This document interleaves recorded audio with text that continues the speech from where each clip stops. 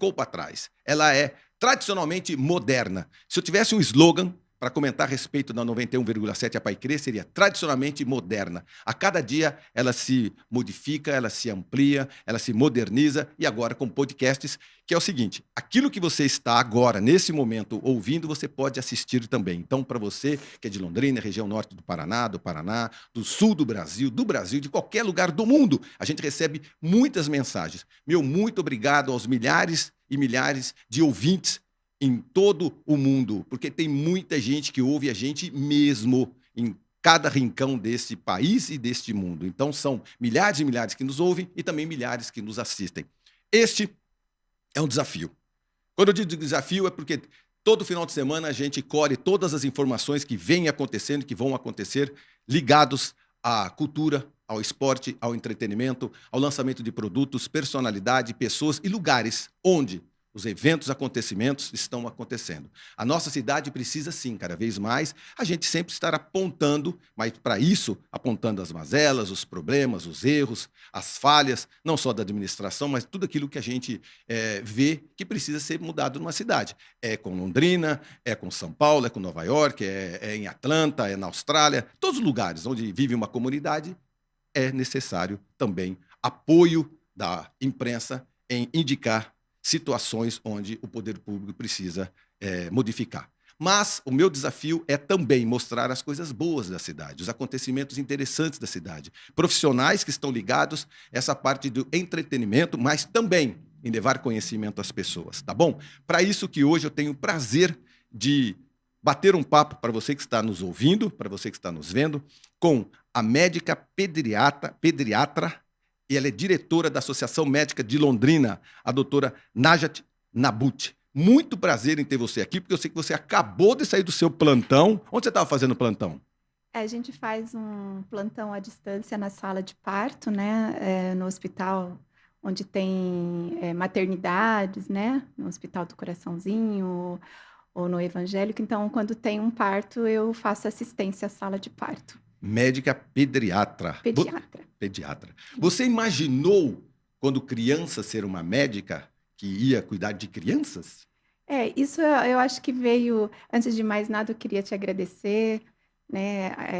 É um prazer, né, te conhecer e é uma honra estar aqui para trazer um pouquinho de informação, né, para a nossa comunidade londrinense sobre a nossa vida, né, de médico, né, do dia a dia e da Associação Médica de Londrina, né? Então, assim, eu acho que essa questão de ser médica veio um pouquinho depois, quando eu já era um pouco adolescente, depois que meu irmão entrou, né, começou a pensar em fazer medicina e eh, ele me deu, né, essa coragem também, ele me encorajou a seguir essa profissão. Essa profissão. Você aqui está como, hoje, diretora da Associação Médica de Londrina, porque nós temos em Londrina um centro cultural da Associação Médica, muito bem localizado no centro de Londrina, e a gente vai comentar sobre ele. Mas eu tenho muito interesse também, quando eu vi o seu nome e sobrenome, e descobri o que te atraiu em Londrina. Para isso, a gente precisa puxar no fio da história, lá atrás, a Najat, quando criança, nasceu onde? Onde você Isso. nasceu? Então, assim, meu nome é Najat, né? E eu nasci no Líbano. Eu vim para cá nos anos 80, né? No início dos anos 80, com pai, mãe e mais 4 irmãos, né? Então, o Líbano, para quem não conhece, é um país muito bonito, né? Tem uma história muito linda, uma cultura muito linda, uma comida muito conhecida mundialmente, mas infelizmente na Guerra Civil, né? Na Primeira Guerra Civil, o meu pai preocupado com a educação dos filhos, na época ele já era aposentado ele era militar, né, do exército do Líbano, e por questões de saúde ele já estava aposentado. Preocupado com a educação, porque ele sempre teve essa preocupação de dar educação para os filhos, pensou em ir para a França, Por que França? Porque nós temos a nossa segunda língua é o francês. No Então, Líbano, a no segunda filha. Líbano, Mais do que o inglês. muito mais. É a segunda língua. Então, as crianças na escola são alfabetizadas com francês já. E por que o Brasil? Ele pensou na França, mas pensou também no Brasil porque nós já tínhamos parentes aqui no Brasil. E a questão familiar falou mais alto e acabamos vindo para o Brasil. Então, como eu falei para você, pai, mãe e 5 filhos abaixo de 15 anos, né? O meu irmão mais velho tinha 15, eu entre 12 e 13 anos e as minhas irmãs Como menores. que é o nome desse pessoal todo? Como que é o nome do papai? Papai se chamava Youssef Naput, infelizmente ele nos deixou em 2008. A mãe? A mamãe chama Eveline Naput, uma mulher meiga e ao mesmo tempo muito forte, que acabou de fazer 80 anos. Que maravilha. Os E irmãos? os irmãos Naja Naput, que também é médico, cirurgião, eu venho abaixo dele. Aí tem a Norma é dentista, Nelly, que é ginecologista, e a Nina. A Nina é a caçula da família, veio com 1 aninho de lá. É formada em administração, trabalhou como bancária por muito tempo e hoje ela e o esposo são donos de uma imobiliária grande aqui em Londrina. Então, ela é a única que não fez da área de medicina, né? Olha que interessante. Então, o seu papai, um sujeito aos 40 e poucos anos, já aposentado do exército, lá no Líbano, pertinho da guerra, que você me disse que assim, que vocês vivenciaram só o começo da guerra lá, ele Isso. preocupado com a família, aos 40 e poucos anos, já com os filhos, ele resolve se mudar. Então, pega todas as coisas que tem em casa, é um sujeito corajoso, não é? É muito corajoso. É muito corajoso porque, assim, para você, não é mudar de país para país, é toda uma cultura, né? E você sabe que nessa idade, né, entre 10 e 15 anos, o adolescente, ele passa, eu como pediatra, né, a gente vê isso, a criança passa por modificações Gigantescas. gigantescas, né? Então, você sair de um país e aprender uma outra língua, que não é francês, que não é francês, não é a língua pátria-mãe que você está sendo educada. Com seus amiguinhos na escola, com seus amiguinhos vizinhos, com seus parentes, tem que parar com tudo isso. E o interessante, Marcão, que foi assim, nós, alguns meses antes de vir para cá, o meu pai começou a ensinar o português para nós em casa. Por quê? Porque, assim, o meu irmão, que é o mais velho, né, que veio com 15 anos de lá, ele nasceu aqui no Brasil. Como que foi isso? Meu pai, 15 anos antes, ele veio para o Brasil para ficar com os irmãos que já viviam aqui e conheceu minha mãe, que também é libanesa, que estava com a família aqui no Brasil. Eles Entendi. se conheceram, 2 libaneses que não se conheceram aqui no Brasil, casaram, o meu irmão mais velho nasceu aqui e voltaram para o Líbano. E aí, nós, meninas, né, eu e as minhas irmãs nascemos lá.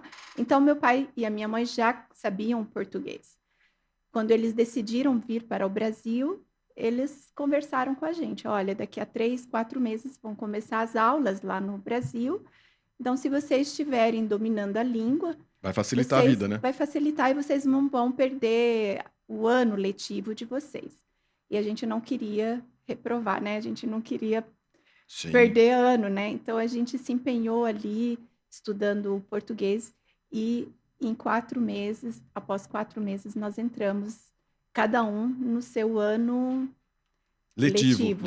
Claro, com muitas dificuldades, né? Eu imagino. Na época não se chamava bullying, né, Marcão? Mas as crianças riam muito de nós, né? Porque vocês tinham sotaque. Muito forte, tudo, né? Tudo. A gente todos nascidos no Líbano, vindo assim, num monte de criança totalmente diferente. Sim. Mas... Trocavam as palavras, né? Trocávamos, né? O sotaque era muito forte. Eu lembro que no primeiro ano, quando nós viemos para cá, a gente foi para Goiânia. Moramos 1 ano em Goiânia. E eu fiz amizade com uma japonesinha, né? Eu falava para ela, assim, quando os meus amigos... Ela era muito bacana comigo. Então, as crianças riam de mim, do meu sotaque. Eu falava para ela assim, por que eles estão rindo? Ah, porque você falou essa palavra errado. Daí ela... Então, você me corrija. E aí, ela me corrigia uma única vez. Na outra vez, eu já não falava mais aquela palavra. Mas falava outra. Eu falava outra. E aí, Eu tinha muito esse foco, assim, eu queria muito não ter sotaque. Tanto é que hoje em dia pouquíssimas pessoas, se eu não falo, ninguém percebe que eu sou estrangeira, né? Exatamente. Tanto é que eu me interessei, eu comentei com você antes da gente começar esse bate-papo, que o meu interesse sempre é pela pessoa física, jurídica. Hoje você está como médica, mas pode ser que uma hora, como seu pai também deixou de ser militar, você deixa de ser médica, se você quiser, e também deixa de ser diretora da associação médica. Mas como pessoa, você nunca vai deixar das suas raízes. Então, eu me interesso Isso. muito em bater um papo a respeito de raízes, né? É, De tanto, pessoas. tanto é que meu pai, vindo para cá como aposentado do exército do Líbano, ele, para criar uma família de 5 filhos, ele começou a dar aula de francês particular, de francês e árabe. E tem muitos ex-alunos Ex-alunos. aí aqui em Londrina, a gente tem orgulho disso, inclusive muita gente queria fazer mestrado e doutorado dentro da universidade. eh, por exemplo, o mestrado tinha sido em inglês, o doutorado tinha que ser em outra língua. Ele deu aula para muitos doutorandos, né? Então a gente tem muito orgulho disso, porque ele criou a família dando aula particular, sendo um autodidata, né? Meu pai não tinha muitos estudos e ele criou, ele Criou e sustentou sustentou todos os filhos todos os dessa forma. filhos dessa forma. Agora, você veio, então, de lá, de Goiânia, você veio para Londrina. Há quanto tempo vocês estão aqui? É, em Goiânia, a gente não se adaptou muito com o clima e a gente acabou. Meu pai falou assim: vamos escolher um estado um pouquinho mais fresquinho, né? Mas eu acho que a gente não conhecia muito, né, a geografia, né? E a gente escolheu Campo Grande. Lá nós vivemos 2 anos e no segundo ano, o meu irmão, depois, então, ele com 15 anos, ele ficou 1 ano em Goiânia e no terceiro ano aqui no Brasil, ele prestou vestibular para medicina em vários lugares aqui no Brasil e passou na UEL. Olha a Aí, universidade fazendo a diferença, a fazendo UEL. De novo fazendo a a UEL. diferença, né? E aí, o meu pai falou: vamos para Londrina ficar com seu irmão, né? E estamos aqui, então, desde 83, né? 84, por aí. A gente E aí está aqui você em Londrina. conseguiu aquilo que você queria. Você não tem sotaque nenhum, mas eu percebo que você tem emoção e você tem carinho, e tem que ter mesmo, muita honradez, né? Pela história do seu pai, que é um sujeito, eu imagino, aos 40 e poucos anos, com a esposa e 5 filhos, né? Abandona o seu país que ama e vem ao Brasil. E aqui, se eu não me engano, é uma das maiores colônias árabes fora do seu país de origem é o Brasil, né? A gente tem muito árabe, principalmente aqui em É, Londrina, na colônia árabe, que Londrina é muito eficiente, é muita amiga, tem muita gente aqui, né? Muita festa, né? Eu gosto muito da colônia árabe. dizem que tem muito mais libanês fora do Líbano do que no Líbano. Eu acho que é Exato. Eu verdade. também acho que é Tem verdade. muita, né? É realmente, Marcão, eu tenho muito orgulho. Eu tenho muito orgulho da história dos meus pais, né? A minha mãe, eu digo sempre que ela é uma pessoa muito meiga, mas muito forte, porque para ela acompanhar toda essa história, né, ela nunca trabalhou fora de casa, mas sempre trabalhou dentro de casa, fazendo com muito cuidado, com muito carinho, com muita dedicação, acompanhou meu pai e formou, né, essa família, esses 5 filhos, É, que hoje já competentes. são uma família de 21. Olha só. Todos, nós casamos todos com brasileiros. Então, todos somos meio brasileiros. É verdade, né? Nenhum de nós casou com libanês. Os nossos filhos são brasileiros, mas todos com muita meio árabes, assim, né? Árabes, né? São Que legal. libaneses, gostam da comida árabe, gostam da dança, da cultura, porque é muito forte, É né? muito Isso. forte. Não, ele tem que manter. Eu sempre sou da opinião que, independente de todas as etnias que vêm ao Brasil, que ficam aqui entre nós não podemos esquecer as danças, tradições do Japão, da Alemanha, da Austrália, dos Estados Unidos, independente de qual país que você venha, que você tenha que continuar com as suas origens, E não eu é? acho que é isso que faz do Brasil ser esse Totalmente Brasil. diferente, lindo e Ele é muito maravilhoso, lindo, não ele é é? muito maravilhoso. Esse acolhimento, né? Isso a gente nunca pode, a gente sempre fala, né, para todos que nós nos sentimos brasileiros porque nós nos sentimos amados por esse país. Amém. Nós fomos abraçados, nós fomos acolhidos e a nossa gratidão é eterna por esse país. Amém, amém. Por isso que você se tornou médica pediatra. Pediatria te levou ao quê? A grandes emoções, porque eu imagino que você acompanha muito choro, muita alegria, às vezes algumas tristezas, mas fazer nascer também deve ser uma É muito, satisfação muito é grande, né? muito emocionante, né? É o começo de tudo, né? É o começo de toda uma história de uma família, de um ser humano, né? Então, é muito importante esse acolhimento. E já são mais de 25 anos que eu estou na pediatria, né? Eu faço consultório, mas há mais de 25 anos que eu visito o hospital todos os dias. Eu trabalhei por mais de 20 anos numa UTI neonatal e pediátrica.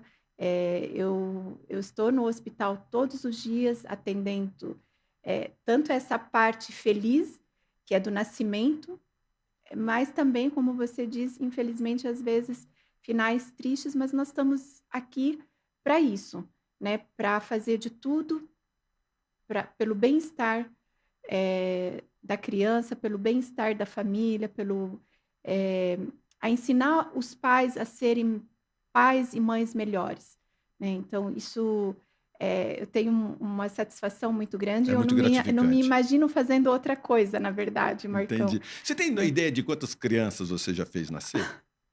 Há mais de 25 anos trabalhando na pediatria, eu não sei. Mas tem, É muita mas criança, tem muita criança, é né? muita criança, sim. E o que te E é- levou à AML, a associação?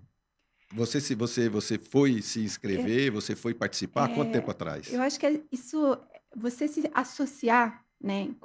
Uma associação, ela faz você se sentir dentro de um grupo, né? Então, você se sente na sua casa, não sendo a sua casa. A Associação Médica de Londrina, a gente costuma dizer que era uma nossa segunda casa. Então, assim que eu me formei, eu procurei a Associação Médica, porque desde então ela tem esse pilar, né, de dar o que o médico precisa além da educação, além da ciência, que é a cultura, o apoio, né, não só a ciência, mas a cultura, a arte. Então, a Associação Médica de Londrina é uma das entidades, acho que mais Antigas da cidade. antigas, né? Ela tem extremamente respeitada, tem uma 80 existência anos de de história. 80 anos de história de existência, né? Muito séria, muito competente. Muito competente. É, e E e vocês ela não tem fins lucrativos, né? É importante dizer isso, né? Ela tem uma história que se confunde com a cidade de Londrina. cresceram juntas, né? Cresceram Cresceram juntas, juntas, né? né? E aí vocês têm hoje um local, não é? Que é essa parte cultural, essa academia. Vocês têm um Sim. centro cultural. Eu percebo que lá foi remodelado. Eu já vi notícias interessantíssimas de atrações. Para quem não conhece essa parte da Associação Médica, é do lado do Correio, é na frente da Folha Londrina, do lado da Concha Acústica ali. Aquele local é muito especial, É não é? muito especial. E aí, assim, desde a sua fundação, os médicos aqui em Londrina, Marcão, da nossa cidade, estiveram envolvidos na associação médica, seja na ciência, mas também na gestão, na política, na educação, na arte e na cultura. Em 2017, quando a atual presidente, a doutora Beatriz Tamura, juntamente com a sua diretoria, assumimos, foi iniciada uma reorganização, uma reestruturação da Associação Médica. E em 2020, né, não sei se vocês sabem, a nossa sede histórica voltou a nos pertencer, após um fim de um contrato de comodato para outra instituição. Mesmo sabendo que seria um desafio muito grande reestruturar esse espaço, nós ficamos muito felizes por ter novamente esse imóvel que é tão importante para a cidade e para a nossa comunidade. Essa diretoria acredita que é a AML, Associação Médica de Londrina, que deve dar sequência nas ações sociais, da cultura, da ciência e arte naquele espaço, essas ações que foram iniciadas já por nossos fundadores, por esses médicos fundadores, né? Os pioneiros, cumprindo dessa forma, como eu disse há pouco, um dos seus pilares fundamentais, que é apoiar e promover a cultura. Então, nós batizamos esse espaço da nossa sede, a nossa sede histórica, de Espaço AML Cultural, que é um lugar para a arte, para a saúde, para a ciência, apoia as ações culturais. Nós tivemos várias ações que a gente conheceu artistas de Londrina e ótimos, de alto gabarito, e que a cidade de Londrina não conhecia. Então, também é um palco para lançamento de novos artistas, não é? Muito, muito importante, né? Você tem um calendário dessas atividades? Já tá acontecendo o circuito AML. Por exemplo, nós temos as quartas jazz, já aconteceu um primeiro quarta jazz. Todo início do mês, Marcão, nós colocamos a nossa agenda em nosso canal do Instagram, tá? E nós teremos, inclusive, muitas novidades. Nós teremos o lançamento já nos próximos dias, né, novidades aí para todo mundo, da Academia AML Cultural, Artes e Ciências, né? Então, todo esse calendário, toda essa programação, no início do mês, então, no início do mês de setembro, já tem toda a programação desse mês. No início do mês de outubro, teremos a programação para o mês de outubro. E é importante vocês acompanharem. Nós teremos muitas novidades, muitas coisas boas para a nossa comunidade, para Londrina. Londrina merece, né? Londrina merece. As pessoas que estão nos assistindo e ouvindo agora, um contato para que a gente tire todas essas informações. Você tem um telefone, você tem um contato? Tem. Porque eu percebo que a gente tem muita atividade da Associação Médico Londrina. Eu já agradeço a sua participação, agradeço o seu tempo. Você veio para cá direto do seu plantão, e aí eu percebo que você tem esse entusiasmo, esse carinho, essa atenção com a Associação Médica e também com a cultura e a arte dessa cidade. É verdade. Informações? AML oficial, underline oficial, underline Londrina. Maravilha. Tá bom, tá bom. Pelo nosso Instagram. Muito obrigado, Então, viu? obrigada. Parabéns pela sua história, viu? Parabéns pela sua história. A história que se confunde, a história de cada família se confundindo com a história de Londrina, e a Associação Médica aí sendo digamos assim, um pilar, né? Que reúne tudo isso. Muito né? bem, muito bem. Obrigada Muito obrigado pela oportunidade, obrigada pelo tempo. Amém, amém. A gente que agradece. Muito obrigado. Amigo, você que está nos ouvindo nesse momento, nós estamos saindo para um breve intervalo comercial. Daqui a pouco a gente volta. Não sai daí que nós teremos mais convidados especiais e mais eventos na cidade de Londrina.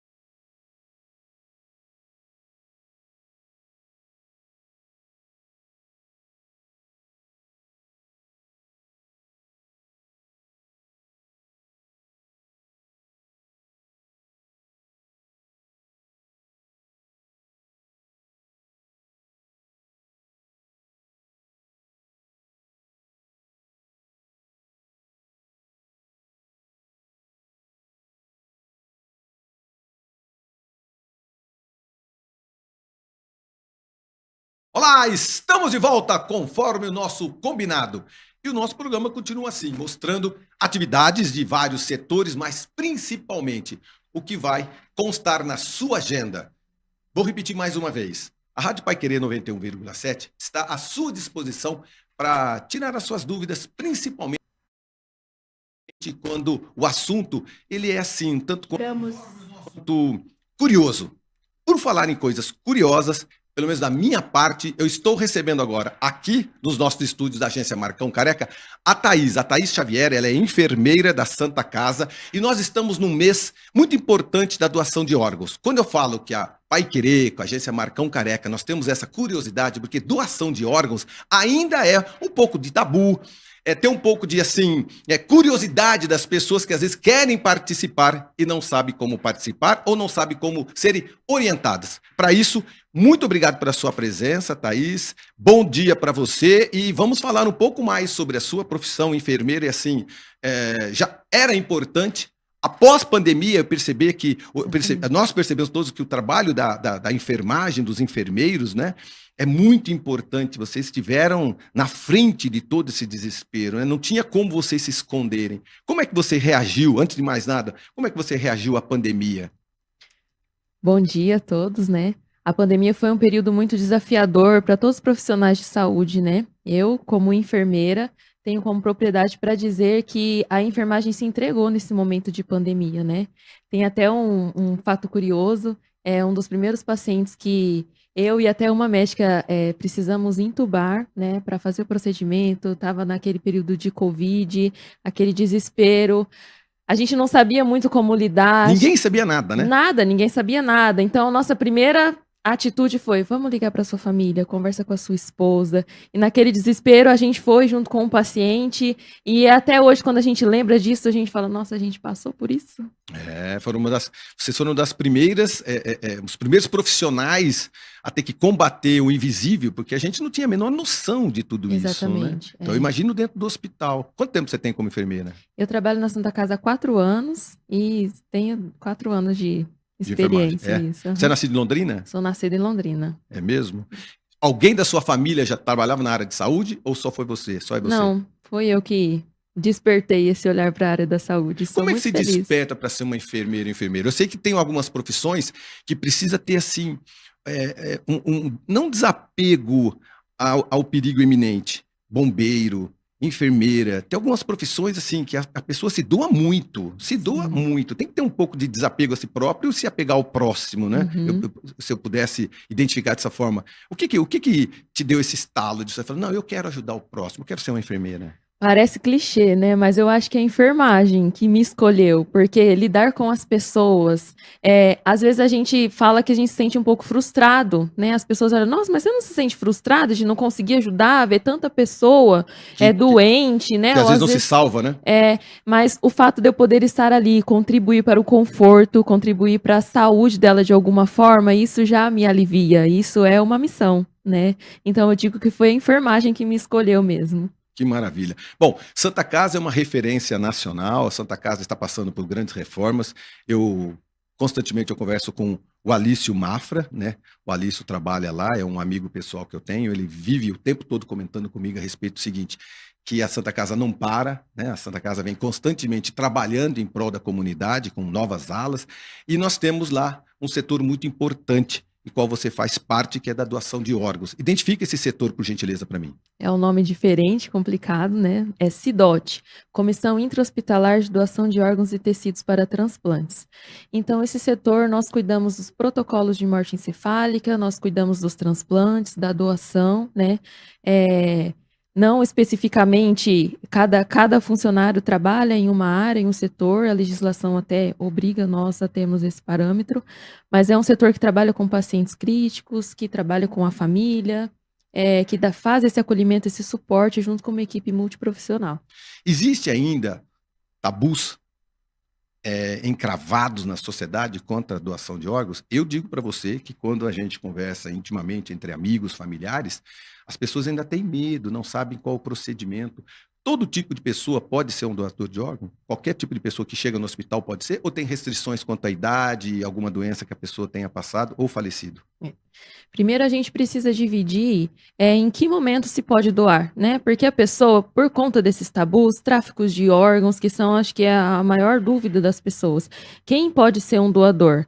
Primeiro, um paciente que pode ser um potencial doador de órgãos sólidos são pacientes que têm morte encefálica, né? E isso é um diagnóstico que ele precisa ser feito, ele precisa ser um diagnóstico seguro, né? Para depois a gente conversar sobre a doação de órgãos. E o paciente que tem parada cardiorrespiratória, ele pode ser doador de tecidos. Então, globo ocular, por exemplo, para transplante de córneas, né? Diante desse quadro que a gente definiu, quem pode ser doador de órgãos e de tecidos, tem os critérios. Se a causa da morte do paciente, a idade, dependendo da idade, pode ser doador de algum órgão ou não. Então, tem vários critérios estabelecidos, mas é importante a gente definir que o protocolo de morte encefálica ele é seguro, ele segue à risca para depois a gente definir se o paciente pode ser um potencial doador ou não. As pessoas têm muito medo de tráfico de órgãos. Você me disse assim que tem uma fila única. Dificilmente você consegue ser um doador sem todos os cuidados precocemente adotados pelo hospital, né? Pelos hospitais. Isso. Como é que funciona o transplante, o cenário do transplante no Brasil? O Brasil é um dos países mais seguros em relação à lista de transplantes. Então, existe uma lista de transplante que ela é invisível, isso é importante a gente falar. Quem que está na fila desse transplante? É um paciente que está num leito de hospital, é um paciente que está em casa com a família, é um paciente que está nas clínicas de hemodiálise. Esses são os pacientes que estão na fila. Hoje a gente tem mais de 50 mil pacientes numa fila de transplante. Esses pacientes estão numa fila única, que eles são cadastrados por equipes capacitadas, com critérios adequados. E os hospitais têm uma responsabilidade social de oferecer à família, dependendo do critério, como eu disse, de morte encefálica, de parada cardiorrespiratória, orientar os familiares sobre a doação de órgãos. E só assim, depois, nós especificamos aonde vai esse órgão, como vai esse órgão, como é feita essa doação. Nós estamos batendo um papo aqui pela Paiquerê, e o programa sempre ele evidencia os eventos e os acontecimentos na cidade. E nós estamos juntos conversando sobre isso. Além do fato de ser extremamente importante a doação de órgãos, é que setembro também é um mês específico para isso, né? Vocês estão fazendo algumas atividades. Quais são essas atividades que nós podemos divulgar e a gente pode participar? Setembro Verde, acho que é o menos conhecido, a gente sempre lembra do Setembro Amarelo, né? Mas o Setembro Verde também é o mês da conscientização da doação de órgãos. Então, no nosso hospital e na maioria dos hospitais aqui da região, a gente faz eventos para conscientização dos colaboradores do hospital, da população em geral e dos próprios visitantes e pacientes que estão ali, né? Então, a Santa Casa, ela sempre tem essa cultura, os funcionários sempre esperam, os pacientes até esperam para ser orientados mais nesse período. E esse ano a Santa Casa está desenvolvendo um trabalho para a gente conquistar as pessoas, para elas terem um conhecimento, um esclarecimento em torno desse tema, e nós associamos a Copa, né? Essa paixão pela Copa, pelo futebol, mas essa paixão também por ajudar pessoas, por conscientizar e ser um cidadão, né? Eu lembro que a doação de órgãos tinha um documento que você deixava assinado. Eu vou lá fazer um documento meu, tal, eu deixo ali, sou doador de órgãos. Isso mudou no Brasil? Mudou, e faz muito tempo que mudou. Lá nos anos de 1999, isso já mudou. Como que eu faço para ser um doador, então? Eu preciso falar com a minha família. É assim que você pode salvar várias vidas. Um doador pode salvar até 8 pessoas. E como é que você pode ser um doador? Falando com a sua família, né? Antes, colocava no RG, poderia colocar no cartório, isso não tem mais validade. O que tem validade é a sua família saber que você tem intenção de doar, e na hora que ela precisar decidir por isso, ela vai ser uma doadora, você vai poder ter a oportunidade de salvar outras vidas através da sua fala, né? Eu sou um doador, né? Eu deixei lá os meus órgãos. A minha família sabe para quem vai esses outros órgãos que saírem do meu corpo? Ou não? É uma questão de decisão. Não, eu não quero saber para quem eu ajudei, ou eu tenho ciência de quem eu vou ajudar. Eu doei minhas córneas, eu sei para quem vai. Doei meu coração, eu sei para quem vai. Meu rim, eu sei para quem vai. Ou não? Por lei, hoje é proibido você conhecer para quem foram os órgãos doados, tá? Isso é uma questão de proteção do receptor, que é quem está recebendo, do doador, da família, né?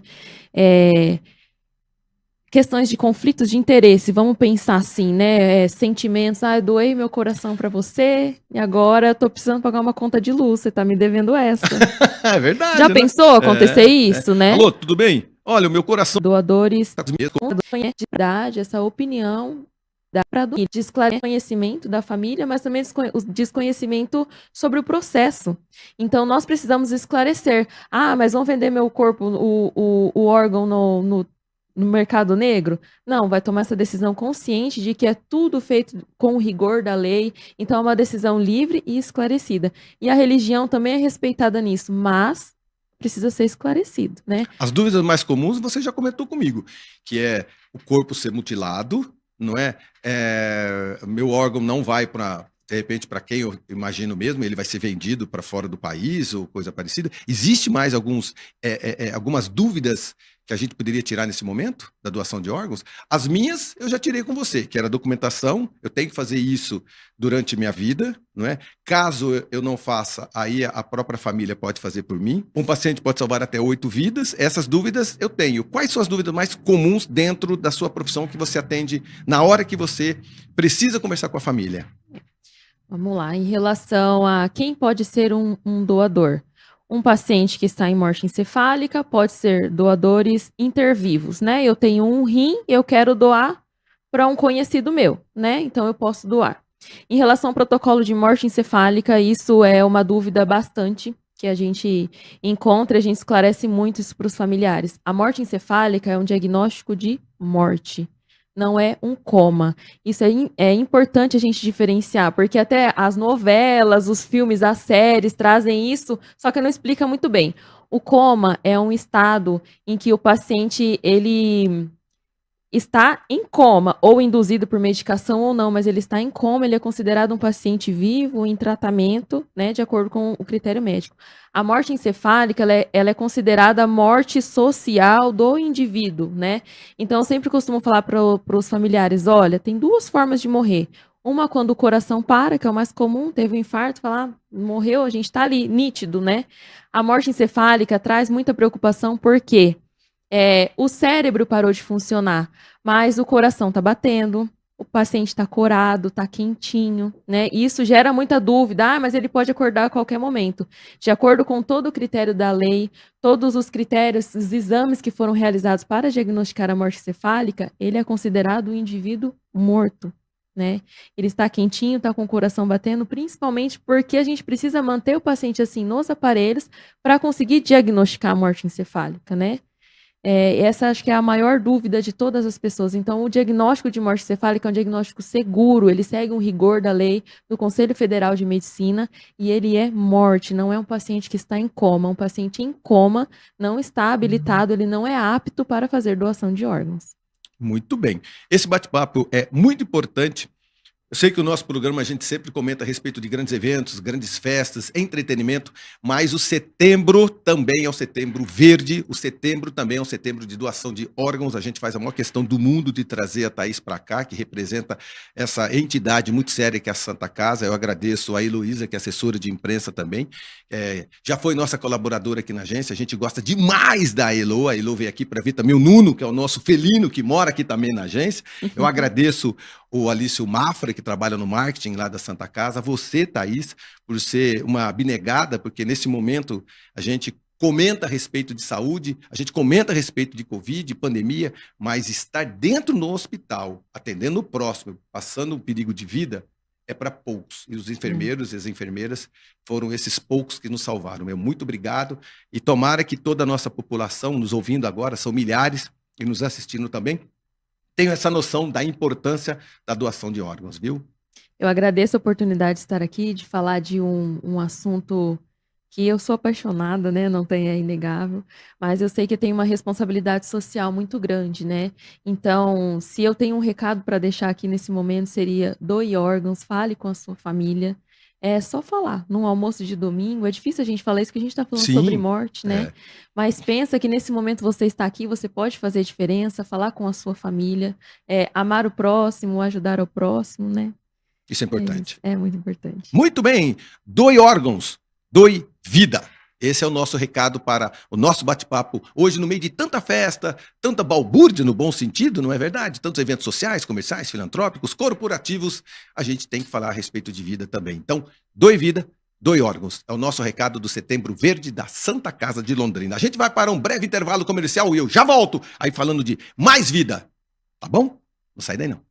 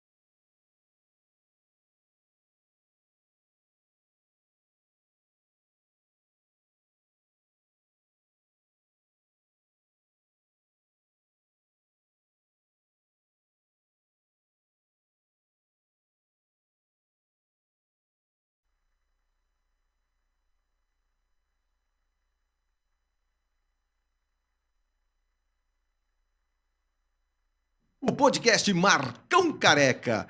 É um prazer muito grande a gente sempre poder conversar com tantos ouvintes, tantas pessoas que estão nos acompanhando. Muito obrigado, Adenal. Obrigado, Adenal. Eu sei que você está nos ouvindo aí, Eduardo Castro, a Érica Giovanni, tanta gente que está nos ouvindo nesse momento e também nos assistindo. É o seguinte, a gente está falando a respeito dos eventos que estão acontecendo na cidade de Londrina. Muitos lugares acontecem grandes eventos e, normalmente, eu sou assim também. Tem muito final de semana que a gente fala assim, cara, o que será que está acontecendo na cidade, né? Nossa, essa cidade tem uma paradeira, não está acontecendo nada, não tem muito lugar para a gente sair. Tem sim. Tem muitos eventos culturais acontecendo que a gente não sabe. Muito evento em muito bairro, em muita quermesse, muita igreja, muito salão social, nos clubes, e que a gente não tem a noção verdadeira. E eu penso que nós temos que sair de casa mesmo. A gente tem que ativar e motivar tudo isso. Por quê? Uma cidade vive também dos acontecimentos, ok? E um desses acontecimentos muito interessantes está acontecendo hoje na cidade de Londrina, e quem veio contar para a gente aqui, correndo, saiu dali correndo e veio para cá, é o Gustavo Marconi. Ele é coordenador dos escoteiros aqui em Londrina. Muito bom dia, obrigado pela sua presença, viu, querido amigo? Bom dia, Marcão, tudo bem? Sempre alerta, nosso lema do escoteiro, né? E nós estamos aqui com um coração muito aberto e feliz para poder estar conversando contigo, uma pessoa que eu já conheço há muito tempo, Muitos né? anos. Muitos anos, e agradeço a oportunidade de estar presente aqui. Muito bem. Amigo, o Gustavo, você fala há muitos anos, mas eu me lembro que pelo menos há uns 20 anos atrás, a gente já fez um montão de matéria para televisão, quando tinha os programas de Sim, televisão, sobre os escoteiros. Você é perfeito. nascido em Londrina? Não, eu sou carioca. Eu Você é nasci no, carioca? nasci no Rio de Janeiro, nas Laranjeiras, pó de arroz de nascença, né? Fluminense, né? Mas minha família, ela era de interior de São Paulo e Paraná, né? Eu era porque meu pai era da Marinha, então eu morei muito tempo, nasci e cresci no Rio de Janeiro, e depois, com uns 15, 16 anos, vim para Londrina, né? E aí, desde quando você entrou nos escoteiros? Eu desde 81, aqui em Londrina mesmo, no Verde Vale, no Grupo Escoteiro Verde Vale, né? Mas no Rio de Janeiro participei de alguns grupos no período que eu estive Então, desde morando no Rio, criança, você é escoteiro. desde os 6 anos e meio, mais Você ou tem menos, quantos 7 anos. anos? Hoje eu tô com 49, completo agora domingo, né? Então você tem 30 e poucos anos como 30 e escoteiro. poucos anos de movimento escoteiro, né? E o que o escoteirismo, como que é? É escoteirismo ou Pode escotismo? ser, pela língua portuguesa, escotismo ou escoteirismo. O escoteirismo, né? O usual é escotismo. O que o escotismo fez na sua vida? Muda, com toda certeza, a parte disciplinar. Seu pai já era militar. Então, você deu continuidade a um monte de outras regras, um monte de outras situações para seguir, Sim, não é? não, de fato, o movimento escoteiro, comprovadamente, ele trabalha o desenvolvimento pessoal da pessoa, da menina ou da menina, que é escoteiro ou escoteira, né? De forma adequada, de forma que essa criança vai crescer com princípios, valores, atitudes, compromissos, bem fundamentados, né? Então, os princípios e valores trabalhados pelo movimento escoteiro vão gerar no cidadão responsável e útil do amanhã, né? Então, isso é de fato comprovado, não tem desacordo em cima disso, né? O escotismo é mundial. Mundial. Surgiu em 1907 na Inglaterra, através de um coronel inglês chamado Robert Stephenson Smith Baden-Powell. Não é o cantor de MPB, Baden-Powell, né? Mas é o coronel inglês Baden-Powell, que durante o período imperial, né? Ele foi o coronel inglês durante a Guerra dos Matabales, né? Que foi a luta entre a Holanda e a Inglaterra pelo domínio da África do Sul no período imperial, né? E nesse processo de luta, de conquista da África do Sul, vamos dizer assim, com o povo Zulu também, né?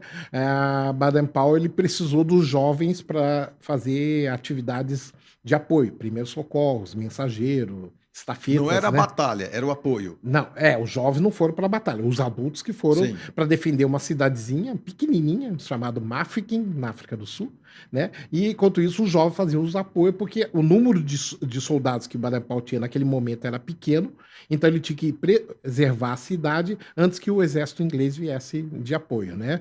Essa experiência de guerra que Baden-Powell passou, vendo a atitude dos jovens comprometidos com a ação de apoio enquanto os adultos defendiam a cidade, ele escreveu um livro, né?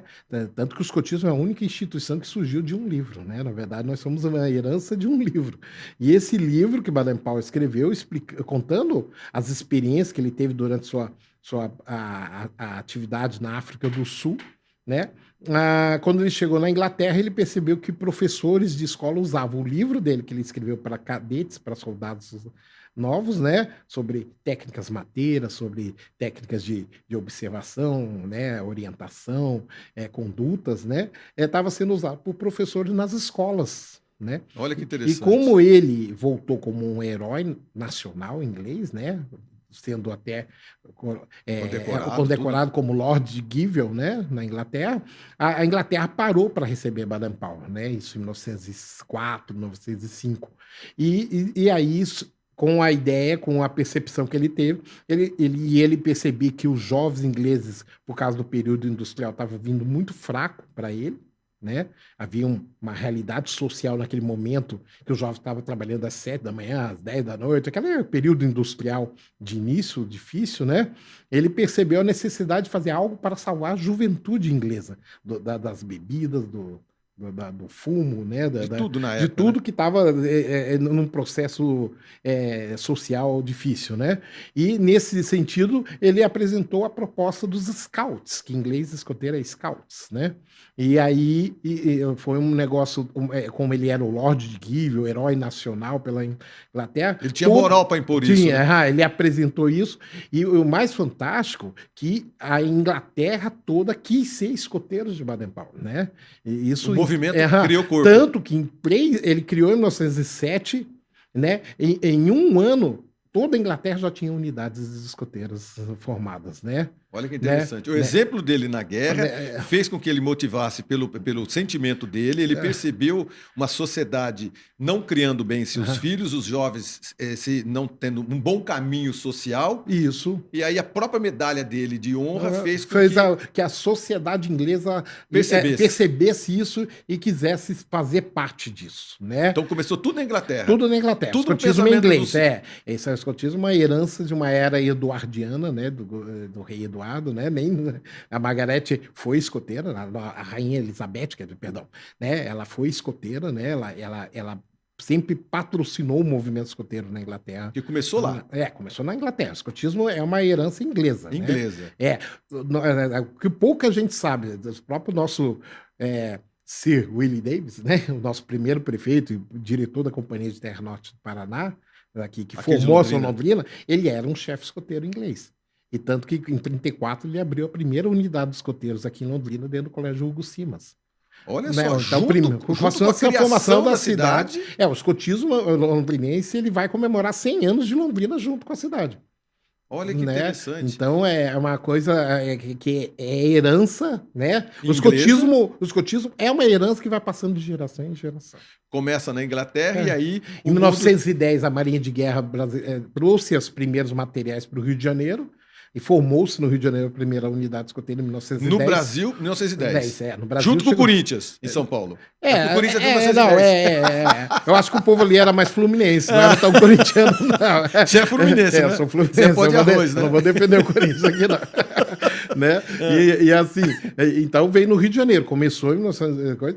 Paraná parece que é 1918, em Curitiba, e Londrina, oficialmente, em 1934, dentro do Colégio Hugo Simas, a primeira unidade de escoteiros de Londrina. Então, o escotismo, o escoteirismo, os escoteiros, eles estão aqui intrínsecos na nossa cidade desde o início. Desde o início. Para você ter uma ideia, aquele fotógrafo Matsu, né? Sei. Né? Ele um dos primeiros escoteiros de Londrina foi o filho dele. E o Matsu foi um dos primeiros fotógrafos a fotografar Londrina, né? Exato. Então tem a história do seu Tenkei Matsu, que foi escoteiro, né? Então tem muito registro. Tem muito registro. Para você ter, essa primeira unidade escoteira foi a unidade que ajudou a coletar de casa em casa recursos para construção da Santa Casa de Londrina, para você ter uma ideia. O prédio original da Santa Casa foi doação da sociedade.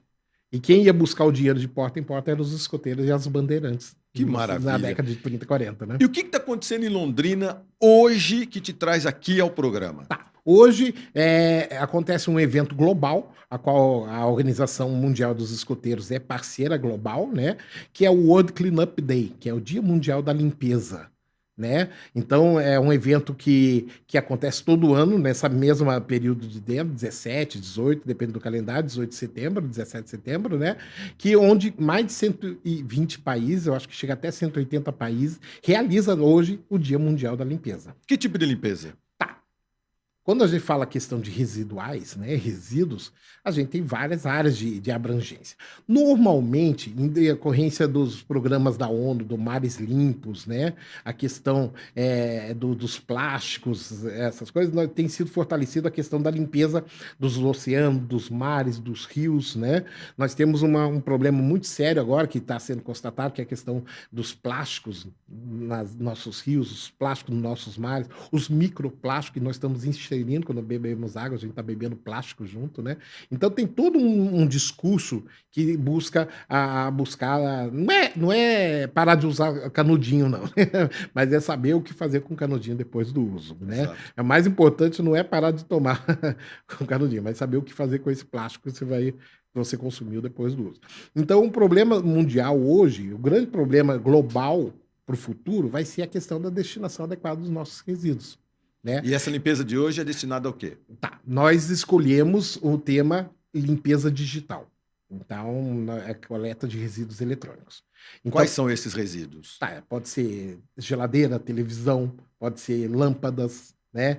pilhas, baterias, celulares velhos. Então, Pode- tudo esse lixo eletrônico, resíduo elétrico, esse resíduo, vocês estão recolhendo onde? Estamos recolhendo.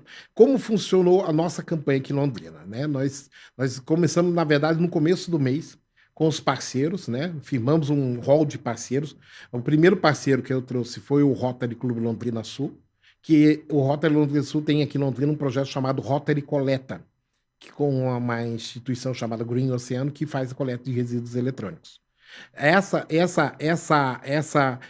Esse conjunto estrutural coleta os resíduos e dá a destinação adequada desses resíduos para separação plástico, vidro, materiais eletrônicos, né? E hoje, É adequado. E hoje tem um lugar específico para Tem um recolher. local. Então, o dia 17, nós estamos fazendo um drive-thru ali na Praça Nishinomiya.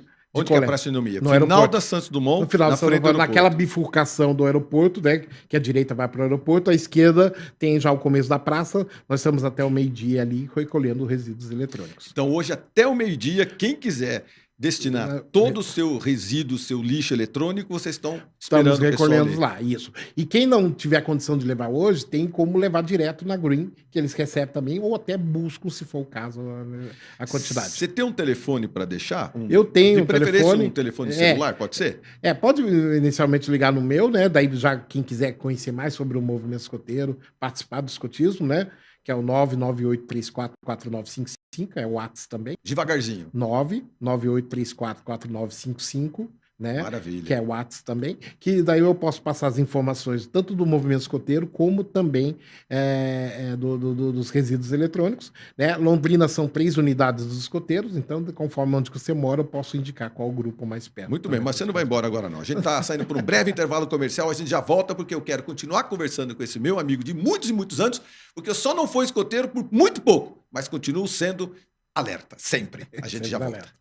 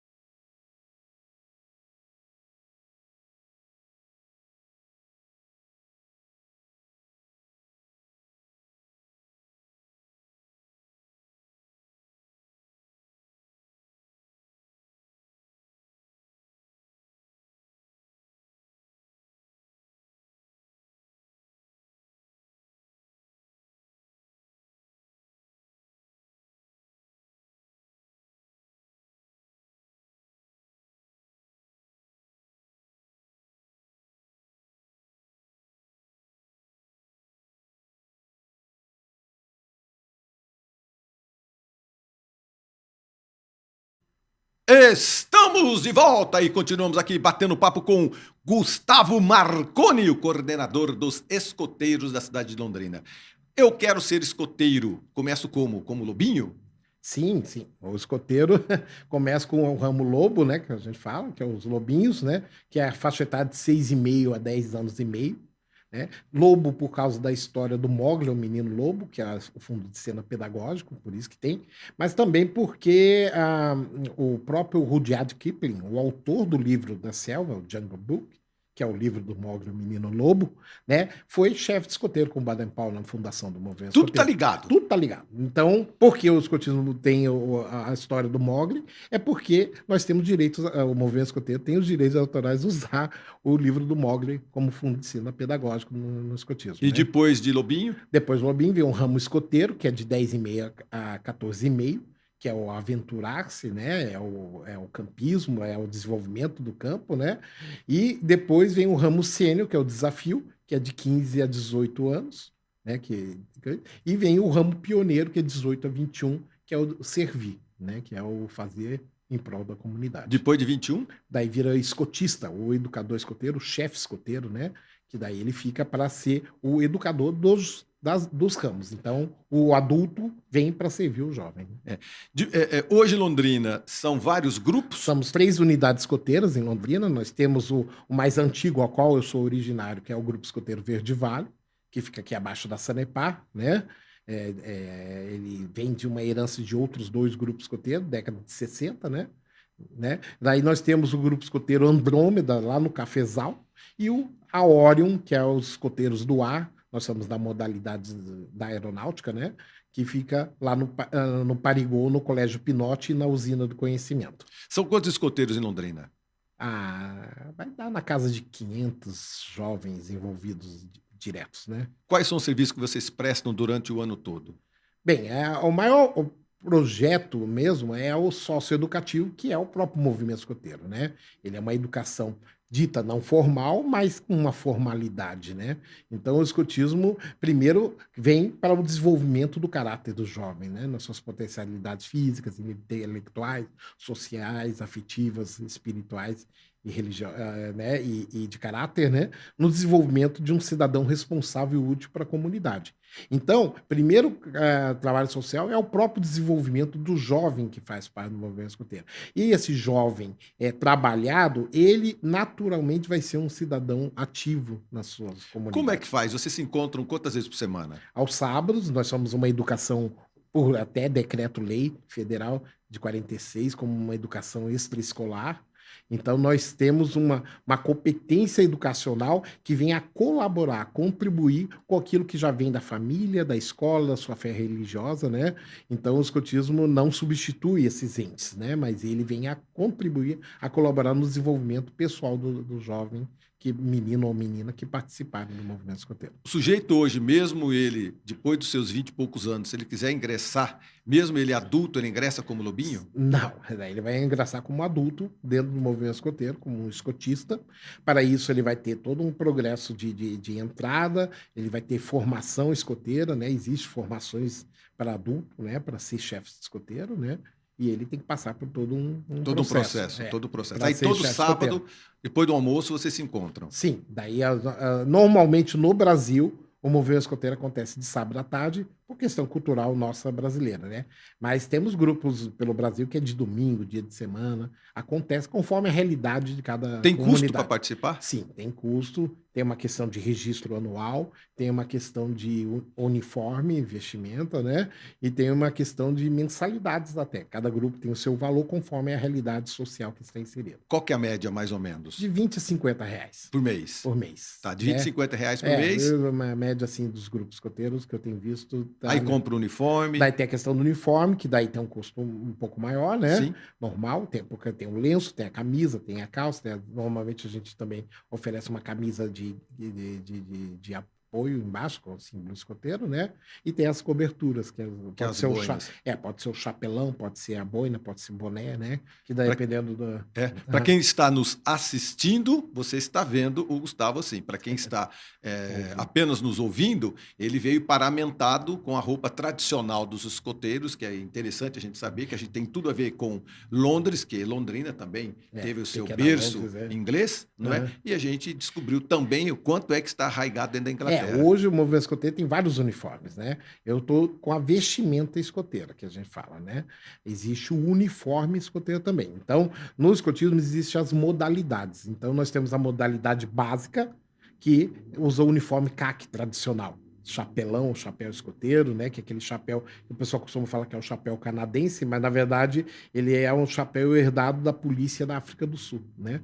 Que Entendi. Baden-Powell foi o patrono, né, das polícias. Então, Entendi. é um chapéu que o povo fala canadense, mas é o chapéu escoteiro, né? Daí você tem os escoteiros do ar, que é da modalidade do ar, no caso do meu grupo. O uniforme é o uniforme da aeronáutica, aquele azul marinho com azul claro, né? Entendi. E a boina preta, como eu tô aqui hoje, né? E o escoteiro do mar, ele tem dois uniformes. Ele tem o branco, que é de embarque, e tem o azul celeste, que é de desembarque. Então, eles têm duas uniformizações também. E hoje nós estamos trazendo o meu amigo Gustavo, porque na Praça Nishinomiya, para você que é de Londrina, você deve conhecer, no final da Avenida Santos Dumont, na frente do aeroporto, não é? Isso. Nós temos lá hoje uma coleta de resíduos. É um projeto mundial, está acontecendo em dezenas e dezenas de países, nos mesmos dias, mais ou menos, como nós estamos aqui no final de Sim. semana. E para você que tem os seus resíduos de pilha, geladeiras, Baterias, micro-ondas, pilhas, micro-ondas, baterias, que mais? Faixa de raio-x, né? Tudo é E é bugigangueira. questão de Tudo é eletrônico, bugigangueira principalmente, eletrônica. né? Porque todo esse material tem destinação certa, né? Existe aquele problema de que a gente não jogar nos fundos de vale, não jogar Evitar o nas dejeito, ruas, né? Assim, jogar em qualquer de lugar. qualquer né? lugar, porque o plástico ele é reciclável, o vidro é reciclável, o metal é reciclável, e isso tudo tem como destinar de forma adequada, em vez de se jogar nos nossos bolsões de resíduos que nós temos na cidade, que são vários, né? Para que a gente possa aprender a dar a destinação adequada e correta dos nossos resíduos. Muito bem, esse é o bate-papo com o Gustavo Marconi, ele é coordenador dos escoteiros e nós estamos fazendo essa campanha junto aos escoteiros para que você deixe a sua cidade mais limpa, principalmente desses resíduos eletrônicos. Você falou aquela hora no último bloco, o teu telefone, eu gostaria que você falasse ele novamente. Para quem tiver interesse de conhecer mais sobre o movimento escoteiro, colocar seus filhos e filhas participarem dessa organização escoteira, que é maravilhosa e fantástica, né? Você pode ligar no 99834-4955, é o WhatsApp também, e conversar comigo, e eu posso dar a orientação tanto para o escoteiro como a destinação do resíduo eletrônico que você tem. Obrigado, viu, querido amigo? Obrigado Muito pelo obrigado, carinho. sempre Eu alerta. lembro, sempre alerta. Eu lembro que a gente já fez muitas matérias para a televisão, porque eu sempre achei muito interessante o trabalho do escotismo. Continue nessa O toada. escotismo, ele está aí, vai completar 100 anos com a cidade em 2034, né? E queremos que o movimento só cresça em Londrina e possa desenvolver ainda mais. Sempre alerta. Sempre alerta. Muito bem. Amigos, hoje tem Quinta do Samba Especial com o cantor e compositor Sombra, diretamente do Rio de Janeiro. Participação especial de Diogo Cunha Sete Cordas, Grupo Pagodelas, Coringas do Samba, cantora Silvia Borba, Grupo Samba Aqui e Samba da Padaria, a partir das 14 horas na Associação do Iapar, na Avenida dos Expedicionários, 143, Conjunto Residencial Vivendas do Arvoredo. Então, quem gosta de samba, sabe que é lá no Iapar, tá bom? Nos dias 20 e 21 de setembro, ocorrerá a quinta rodada de negócios Acomac Londrina. Lembrando que na abertura do dia 20, às 19 horas, tem palestra com o Dr. Cláudio Cons, o tema Cenário Matcom 2023. Para você que é lojista, aproveite a oportunidade de garantir vantagens para compras e novas parcerias. Então, fale com a Ana no WhatsApp 99647-8822. 99647-8822. Para a Comac, você de material de construção. No dia 21 de setembro, às 19 horas, vai acontecer a quarta do Jazz com Paulo Wesley, o guitarrista, Leonardo Cassione, baterista, o Gabriel Peixoto, o sax tenor e Dado Vilela, o baixo. Imperdível para os amantes da boa música instrumental. Olha que bacana, será lá na ML, que a gente conversou agora há pouquinho a respeito do que a Associação Médica de Londrina está proporcionando de cultura e lazer para a cidade de Londrina. 24 e 25 de setembro vem aí o Classic Show Londrina, é o primeiro encontro anual de antigomobilismo da cidade, carros antigos. Vai ser na Avenida Duque de Caxias, lá na prefeitura, aquele pátio gigantesco lá da prefeitura, tá bom? Organização Opaleiras, equipe Quadrados de Londrina. Tem muito mais eventos na cidade de Londrina. Fique atento na nossa programação, que eu tenho certeza absoluta que você vai curtir ainda mais a sua cidade, mais do que a gente ama essa grande Londrina. Obrigado pela sua atenção, pelo seu carinho, obrigado por todas as dicas, muitos recados aqui que chegaram no nosso WhatsApp, no nosso Instagram, e eu não pude responder a todos vocês. Obrigado pela audiência, viu? Milhares de pessoas nos ouvindo, milhares de pessoas nos assistindo pela 91,7. Muito obrigado pela sua atenção, pelo seu carinho, e até semana que vem, se Deus quiser, eu tenho certeza que ele há de querer. Obrigado, até semana que vem. Valeu, pessoal, bom final de semana.